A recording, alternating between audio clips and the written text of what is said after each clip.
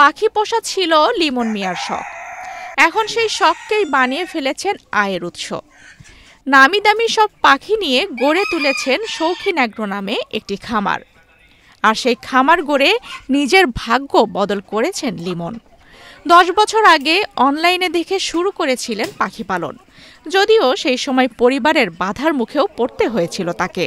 তবে সব বাধা পেরিয়ে গড়ে তুলেছেন বাণিজ্যিকভাবে এই শৌখিন পাখির খামার। এটা শৌখিনতা থেকে আমার এখানে আসা মূলত, আর এটা আমার মোটামুটি 8-10 বছরের প্লাস হয়েছে আর কি।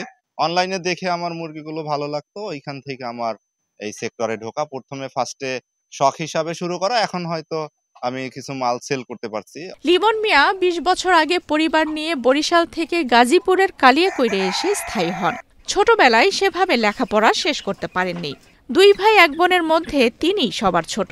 স্থানীয় একটি ডাইং কারখানায় কাজ করলেও পাখি পালার প্রতি তার আগ্রহ ছিল ছোটবেলা থেকেই। অনলাইনে দেখে পাখি পালন শিখেন। এরপর বাবার কাছ থেকে 5,000 টাকা নিয়ে বাজার থেকে 3 জোড়া শৌখিন পাখি কেনেন। 6 মাস পর যোগ হয় আরো 2 জোড়া। এরপরই ডিম দেয়া শুরু হয়। দেখা যায় তারপরে এই শৌখিনতাটা এমন ভাবে হলো যে আমি এগুলো অনলাইনে প্রকাশ করা শুরু করলাম। ওইখান থেকে দেখি কিছু মানুষ আগ্রহ প্রকাশ করলো এবং আমার ফার্মে কিছু প্রোডাকশন হলো, মানে ডিম বাচ্চা থেকে বাচ্চা উৎপাদন করা শুরু হলো। তারপরে দেখা যায় মানুষের একটা চাহিদা আসলো যে আমাকে নক দিচ্ছে, ওখানে ফোন নাম্বার ছিল, তারা মেসেজ দিচ্ছে যে ভাই এগুলো মুরগি পাওয়া যাবে কিনা আপনার কাছে। ওইভাবে করতে করতে এক পর্যায়ে আমি আর কি এখন বড় আকারেই করে ফেললাম আর কি। মূলত এইটা না, আমার মূলত জবের পাশাপাশি এটা করা।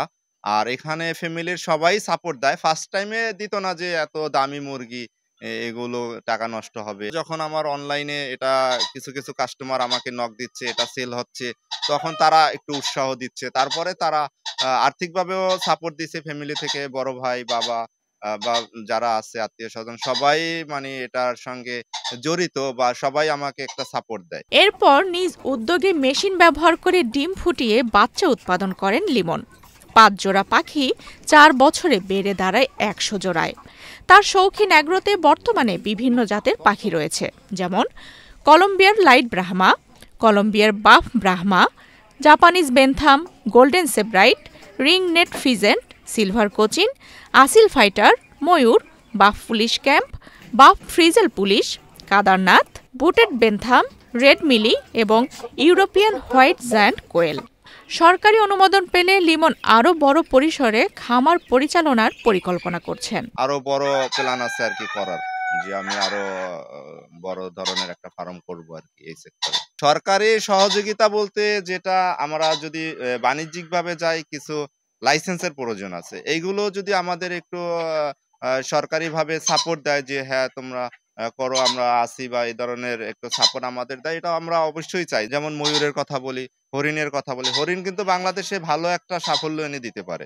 আমরা যেগুলো ফার্ম ভিজিট করছি, হরিণ কিন্তু আমাদের যে একটা যেমন গরু ছাগল পালে না, এইভাবে কিন্তু পালন করা যায় বাংলাদেশে। মানে এত পরিমাণে ওরা ব্রিড করে বা বাচ্চা দেয়। এখন এইখানে অনেকে সীমাবদ্ধতার ভিতরে থাকতে হয় যে লাইসেন্স পায় না। লাইসেন্সের জন্য হয়রানি হয়।